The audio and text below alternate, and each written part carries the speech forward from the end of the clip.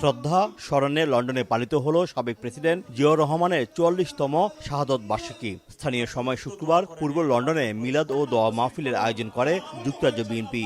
এতে উপস্থিত ছিলেন দলটির ভারপ্রাপ্ত চেয়ারম্যান তারেক রহমান। কোরআন খানি, মিলাদ এবং জিয়াউর রহমানের আত্মার মাগফিরাত কামনায় করা হয় দোয়া। তিনি যেভাবে পরিশ্রম করে গিয়েছেন। প্রধান অতিথির বক্তব্যে তারেক রহমান জুলাই আন্দোলনের শহীদদের প্রত্যাশা অনুযায়ী বাংলাদেশ গড়তে দল মতের ঊর্ধ্বে উঠে সবাইকে এগিয়ে আসার আহ্বান জানান।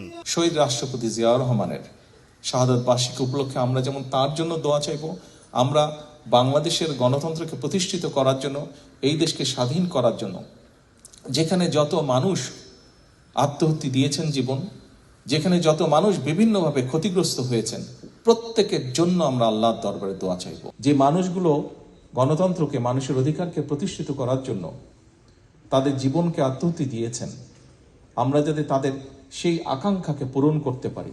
যুক্তরাজ্য বিএনপি সাধারণ সম্পাদক কয়সর এম আহমদের সঞ্চালনায় অনুষ্ঠিত দোয়া মাহফিলের সভাপতিত্ব করেন যুক্তরাজ্য বিএনপির সিনিয়র সহসভাপতি আবুল কালাম আজাদ। এতে উপস্থিত ছিলেন স্থানীয় বিএনপি নেতাকর্মী ও বাংলাদেশি কমিউনিটির বিশিষ্টজনেরা। শোয়েব কবির, সময় সংবাদ, লন্ডন।